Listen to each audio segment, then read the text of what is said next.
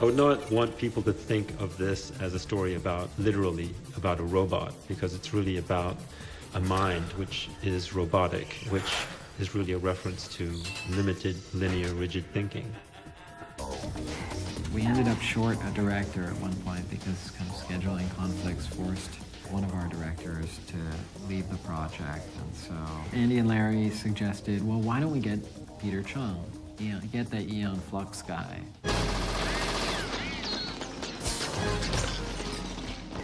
The time when I was developing Eon Flux, I was actually working on Rugrats for Nickelodeon. And I found the Rugrats characters to be very limiting in what they could do. I mean, they're very squat and short, and they had short legs, and they're babies. And so I wanted to go completely the opposite direction and create characters that were very athletic and acrobatic and had long limbs. And also, at the time, I was looking at a lot of expressionist art, like Egon Schiele. He was doing what I was doing, which was, taking the influence from a distance, trying to put it into our work, and then trying to shove it out to the American public. And the difference that he did with Flux as compared to what I did with Spawn was I didn't quite change the drawing style nearly as dramatically as he did. And that might have been the one thing that, again, we weren't quite prepared. You got to sort of ease the American public into change, if you will. That stuff was so nice to see on television. I mean, because it was violent, sexy, and cool. He might have been just a little bit ahead of his time, If he was doing Aeon Flux now, I got a feeling it would be, a lot more successful, because now we understand sort of anime.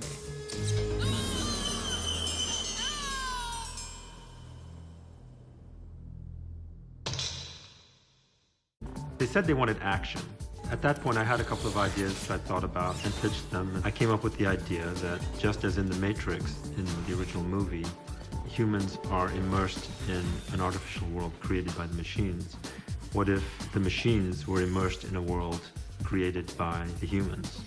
He's a really good writer. He wrote a very kind of philosophical look at the story, kind of the explanation, the kind of deconstruction of Matriculated. He gave us that, and then he gave us the actual story.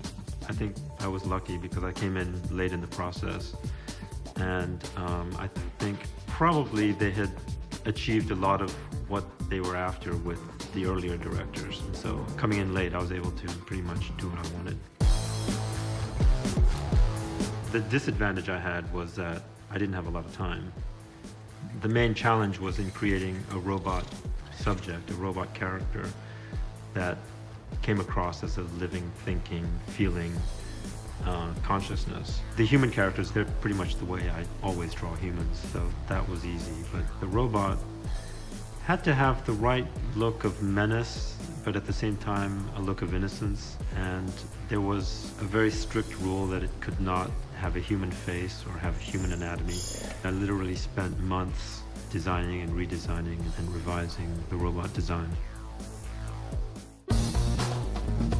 Peter is a 2D guy. And he said to me at one point, you draw a person walking across a room 100 times, that's it. It's lost its effulgence, it's lost its fascination. It was such a relief to use 3D elements because I'm used to doing everything by hand and drawing it, every pose, every frame. And allowing the computer to do a lot of the drudgery was just a tremendous relief. I mean, you still have to animate the characters by hand. The computer generates the image, but the performance and the gesture all has to be placed frame by frame. Because Matriculated is, in many ways, the most abstract and the most demanding, I think, probably, of the audience. And it's certainly the most psychologically challenging. I mean, it deals with hallucinations. He's taking you on a trip. Not just the psychedelic aspects of it, it's something that's the kind of thing that Peter feels and thinks about, which is, let's look at it from a totally different point of view. Every night when we dream, we immerse ourselves into an artificial world of our own making, and they're very convincing. So I thought, well, what if a machine could be put inside a human dream?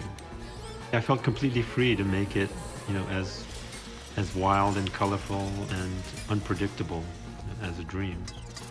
The piece is really the anti-Matrix. In Matriculated, there is the real world, but then there is the world inside the human mind, which is completely internally interpreted world. So it's going to be a gigantic challenge to let the audience in on what the humans are letting the machines in on.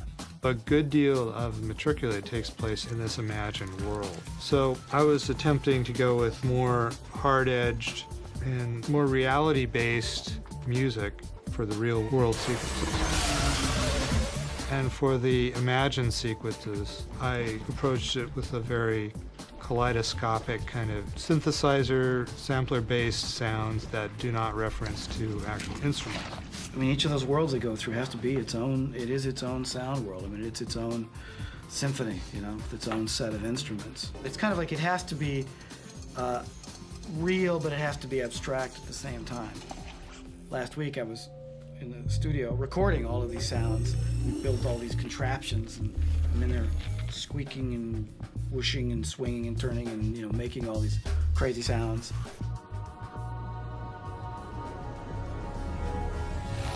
I sort of see the robot as an innocent. And in the end, my hope is that you maybe start to feel a little bit of empathy for it.